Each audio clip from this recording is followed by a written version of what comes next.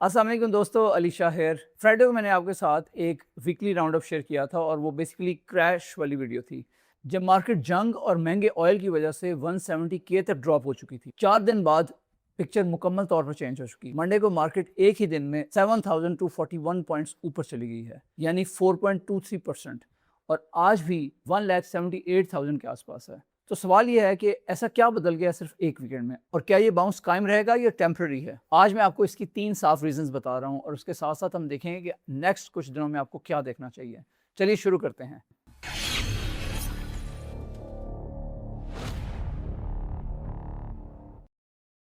मैं हूं अली शाह और आप देख रहे हैं हमारा चैनल अली शाह रीइन्वेंट। यहाँ पे हम बात करते हैं इन्वेस्टमेंट्स की, स्टॉक मार्केट की, रियल एस्टेट की और वेल्थ बिल्डिंग की।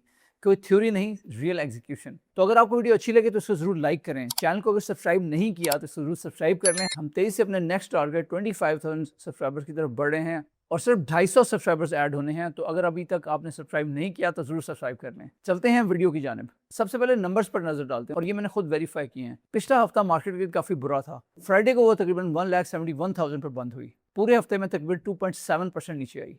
फिर मंडे आया और मार्केट ने खुलते ही एक जंप लगाया।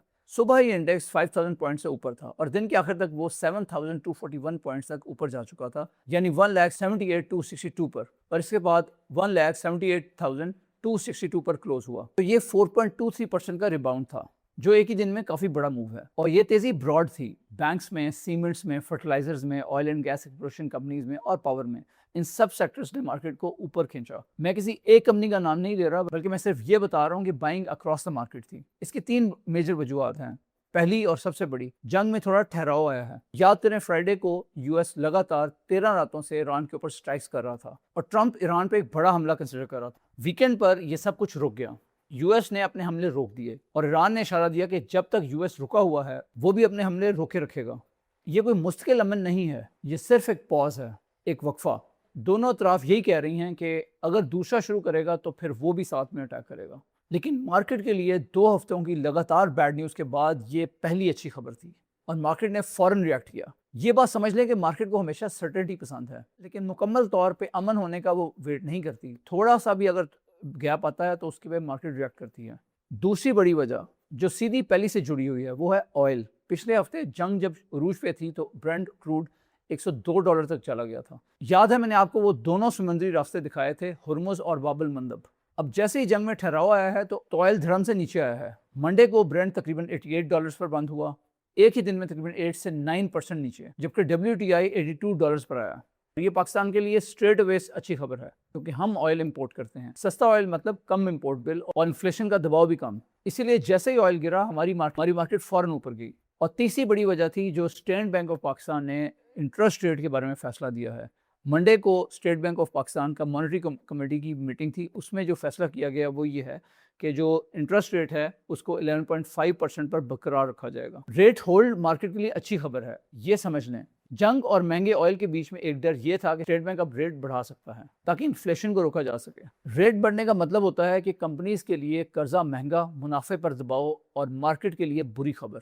रेट होल्ड करके स्टेट बैंक ने ये सर्टेनिटी दी है कि फिलहाल कोई झटका नहीं है। उन्होंने ये कहा है कि मैक्रो तस्वीर पहले से बेहतर हुई है, रिजर्व्स $17 बिलियन से ऊपर हैं, और इसके साथ साथ जो S&P ने रेटिंग अपग्रेड की है वो भी मददगार रही है। लेकिन उन्होंने ये भी कहा है कि जंग का रिस्क अभी बाकी है, यानी रेट कट की उम्मीद अभी दूर है। उनका फोकस इन्फ्लेशन को 5 से 7% तक लेके आना है। सो ये 3 चीज़ें एक साथ अच्छी हुई हैं। जंग में पॉज आया है, ऑयल सस्ता हुआ है और रेट होल्ड हुआ है। इन तीनों के कॉम्बिनेशन की वजह से मार्केट ने 7,000 पॉइंट्स का अपवर्ड जंप लगाया है। अब एक बात ऑनेस्टली शेयर करना चाहता हूँ कि मैं आपसे सिर्फ पॉजिटिव बातें नहीं शेयर करता, बल्कि मैं चीज़ों को रियलिस्टिकली भी देखना पड़ता है। हालात इस वक्त भी काफ़ी नाजुक हैं। जो पॉज है वो कभी भी टूट सकता है। एक ही हेडलाइन आ सकती है और ऑयल दोबारा ऊपर चला जाएगा और मार्केट दोबारा नीचे आ जाएगी। और यही ग्राउंड रियलिटी है। हुर्मुज से अब भी जंग के मुकाबले में काफ़ी कम शिप्स गुजर रहे हैं। बाबुल मंदब पर हूथियों की ब्लॉकेट्स अभी भी जारी है और सऊदी अरब अपना ऑयल लंबे रास्ते से लेकर भेज रहा है। मतलब सप्लाई चेन अभी भी नॉर्मल नहीं हुई, सिर्फ दर थोड़ा सा कम हुआ है। इसीलिए मैं इस एक दिन की तेजी को जंग का खात्मा नहीं समझता। तो इसे आप टेम्पररी रिलीफ समझ सकते हैं। तो एक इन्वेस्टर के लिए सबका क्या मतलब है? पहली बात, सिर्फ 4 दिन में मार्केट ने क्रैश किया और उसके बाद रिबाउंड किया। जिस बंदे ने फ्राइडे को पैनिक में बेचा उसने अपना नुकसान उठाया। कोई चीज़ सेल नहीं की तो उसने ये रिबाउंड भी देखा है। जो पॉलिटिकल शॉक हमेशा दोनों तरफ तेज होता है, नीचे भी और ऊपर भी, उनको टाइम करना तकरीबन नामुमकिन है। यही बात मैंने आपको फ्राइडे वाली वीडियो में भी की थी कि मुझे नहीं मालूम कि मंडे को या नेक्स्ट वीक में एग्जैक्टली क्या होने वाला है, क्या मार्केट ऊपर जाएगी या नीचे जाएगी। मैं ये नहीं जानता कि अगले हफ्ते मार्केट ऊपर जाएगी या नीचे। अगर कोई बंदा यकीन के साथ आपको ये बता रहा है कि मार्केट का क्या ट्रेंड बनेगा, ऊपर का या नीचे का अगले वीक में, तो फिर उससे ज़रा एहतियात बरतें। दूसरी बात, जब तक ये वॉर प्रीमियम मार्केट के ऊपर बैठा हुआ है, आप वॉलेटिलिटी एक्सपेक्ट करें, आगे भी ऐसे तेज दिन आएंगे दोनों डायरेक्शंस में। और तीसरी सबसे अहम, ये पूरी कहानी अभी भी एक एक्सटर्नल चीज़ पर टिकी हुई है, ऑयल और जंग। ये पाकिस्तान की कंपनी के अंदर की कोई तब्दीली नहीं है। जब शॉर्ट थम जाएगा तब असल चीज़ वापस आएगी, यानी अर्निंग्स और वो बिजनेस जो कैश बना रहे हैं। तो इस हफ्ते में अब और क्या ऑब्जर्व करना है, 4 इंपॉर्टेंट चीज़ें हैं। नंबर 1, जंग का पॉज, क्या ये वक्फा कायम रहता है, दोबारा कोई हमला होता है? ये पूरी कहानी का इंपॉर्टेंट 3 पार्ट है क्योंकि इसके साथ सब कुछ मूव करेगा। नंबर 2, ऑयल, क्या ब्रेंट 88 के आसपास टिका रहता है या फिर वापस 100 की तरफ ऊपर जाता है?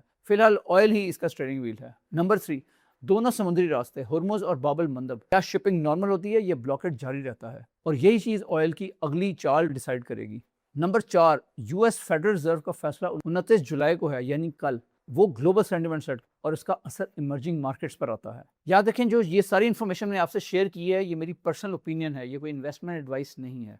जब भी कोई आपने इंपॉर्टेंट फाइनेंशियल डिसीजन लेना है तो लाजमी तौर पर अपनी रिसर्च खुद करें और इसके साथ साथ किसी इन्वेस्टमेंट एडवाइजर से भी कंसल्ट ज़रूर करें। अगर ये अपडेट वैल्यूएबल लगी है तो इस वीडियो को ज़रूर लाइक करें। अगर अभी तक आपने हमारे चैनल को सब्सक्राइब नहीं किया तो इसको ज़रूर सब्सक्राइब कर लें।